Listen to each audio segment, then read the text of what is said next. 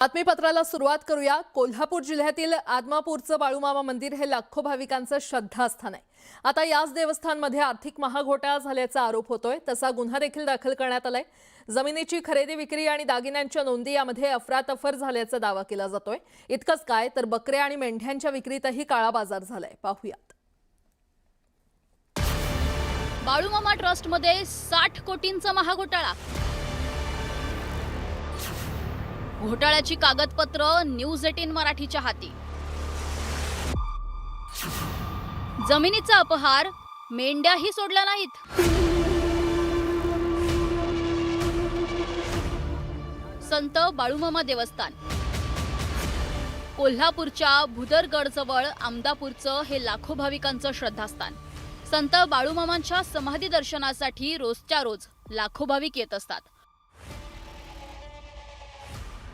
हेच बाळूमामा मंदिर देवस्थान आता वेगळ्याच प्रकारामुळे चर्चेत आलंय आणि तो मुद्दा आहे महाघोटाळ्याचा। या देवस्थान ट्रस्टमध्ये तब्बल 60 कोटी रुपयांचा घोटाळा झाल्याचा गुन्हा दाखल झालाय। महाराष्ट्राला हादरवून सोडणाऱ्या या महाघोटाळ्याची कागदपत्र न्यूज 18 मराठीच्या हाती लागली आहेत। न्यूज 18 मराठीनं केलेल्या इन्व्हेस्टिगेशनमध्ये या घोटाळ्याचे धक्कादायक पुरावे समोर आलेले आहेत।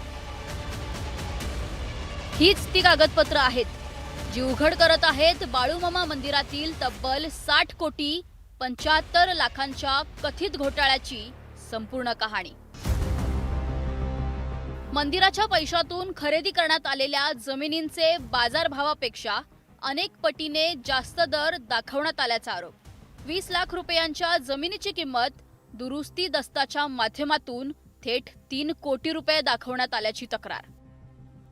बाळूमामा देवस्थानच्या नावावर खरेदी करण्यात आलेल्या तब्बल 23 जमिनींच्या नोंदी आणि मालकीबाबत गंभीर प्रश्न। काही जमिनींच्या नोंदी तर उपलब्ध नाहीयेत, तर काही ठिकाणी मालकी आणि कागदपत्रांमध्ये तफावत असल्याचा आरोप। मंदिरात दरमहा लाखो कोट्यवधी रुपयांची देणगी जमा होते, मात्र दानपेटी देणग्यांचा हिशोब उपलब्ध नाहीये। 15,000 रुपये बाजारमूल्य असलेल्या बकऱ्या केवळ 5,500 रुपयांना विकल्याचं उघड झालंय। मेंढ्या बकऱ्यांच्या खरेदी विक्रीच्या व्यवहारात तब्बल 41 कोटी रुपयांचा आर्थिक गैरव्यवहार झालाय। भाविकांनी अर्पण केलेल्या सोन्या चांदीच्या दागिन्यांची नोंद तसेच किमतींबाबत नोंदी गहाळ आहेत। दागिन्यांचं वजन, वितळवण्याची प्रक्रिया आणि विक्रीचा हिशोब उपलब्ध नसल्याचा आरोप आहे। मंदिराच्या आर्थिक व्यवहारांसाठी 2 स्वतंत्र नोंदवह्या वापरल्या गेल्याचा आरोप आहे। एका नोंदवहीत उत्पन्न तर दुसऱ्या नोंदवहीत खर्च दाखवून आर्थिक व्यवहारांमध्ये तफावत। बनावट कागदपत्र तयार करणं, विश्वासघात, फसवणूक, खोट्या नोंदींबाबत गुन्ह्यात उल्लेख आहे। अनेक विश्वस्तांनी पाहायला गेलं तर या ठिकाणी मंदिर समितीवरती नेमणूक होण्यापूर्वी अगदी स्कूटरवरून ते यायचे, मात्र आता त्यांच्या आलिशान गाड्या आहेत, आलिशान बंगले आहेत आणि त्यामुळे त्यांनी सुद्धा आर्थिक माया कमवली का आणि त्यांचा सुद्धा यामध्ये रोल होता का हे सुद्धा पाहणं महत्त्वाचं असणार आहे। कारण एकूणच पाहायला गेलं तर या सगळ्या परिसरामध्ये जमिनीचाच बाजारभावाचा विचार करायला गेलं तर लाखो रुपयाने एकर येणारी जमीन कोट्यवधी रुपयांनी आहे ती खरेदी करण्यात आलेली आहे आणि ही खरेदी करताना सुद्धा या ठिकाणी वटमुक्तारदार घेऊन म्हणजे एजंट घेऊनच आहे ती ही जमीन खरेदी केलेली आहे। त्यामुळे हे सगळे व्यवहार आहेत ते संशयास्पद आहेत। आता यात सर्व कथित गैरव्यवहारांच्या आधारे तत्कालीन उपनिबंधक रागिणी खडके यांच्यासह तिघांविरोधात गुन्हा दाखल करण्यात आलाय। मात्र धक्कादायक बाब म्हणजे रागिणी खडके अद्याप फरार असल्याची माहिती समोर आली आहे। त्यामुळे तपास यंत्रणांच्या कारवाईवर प्रश्नचिन्ह उपस्थित केले जात आहेत। गुन्हा दाखल झाला ना, त्यामध्ये तपास होऊ द्या, तुम्ही त्यामध्ये तपास होऊ द्या ना, फक्त ते गुन्हा दाखल मी सांगतो ना, बट चेंबरमध्ये सांगतो, मी सांगतो त्यामध्ये काय झालं आहे, त्यामध्ये काही। आता या प्रकरणाला आणखी गंभीर वळण देणारा आरोप तक्रारदारांनी केलाय। तत्कालीन सहाय्यक धर्मादाय आयुक्त निवेदिता पवार यांच्या कार्यकाळात हा कथित गैरव्यवहार झालाय। तसेच रागिणी खडके यांची नियुक्तीही संगनमतानं करण्यात आल्याचा आरोप तक्रारदार करतायत। जो सर्वात मोठा साथ मिळालेला आहे तो निवेदिता पवार, रागिणी खडके आणि धैर्यशील भोसले ह्या तिघांच्या मळणी मिळून यांनी प्रचंड मोठा गैरकारभार गेल्या 5 ते 6 वर्षात केलेला आहे। 2020 सालापासून हा कारभार त्यांनी केलेला आहे। जे ट्रस्टी आहेत होडगे आणि कोणकेरी या दोघांनी मिळून केलेला दिसून येतो। भीष्म सूर्यवंशी असे एका एजंटचं नाव आहे.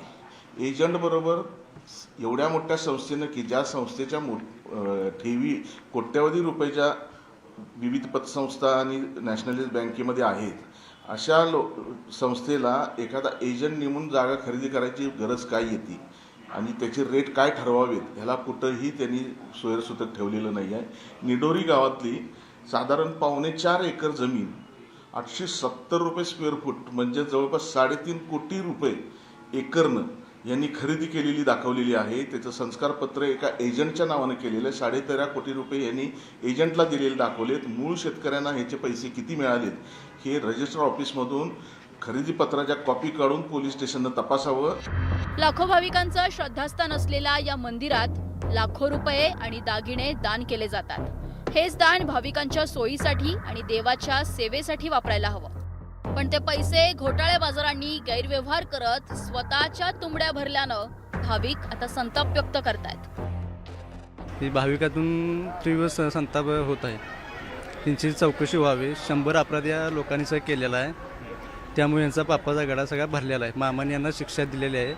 याची निपक्षपात चौकशी होऊन यांना कठोर शिक्षा व्हावी एवढीच आमची भाविका म्हणून इच्छा आहे. अयोध्येचं राम मंदिर असो की मुंबईतलं सिद्धिविनायक मंदिर असो, इथंही भाविकांनी दान केलेल्या पैशांवर डल्ला मारल्याचा आरोप होतोय. त्यातच आता बाळूमामा देवस्थान ट्रस्टचा कथित घोटाळा समोर आलाय.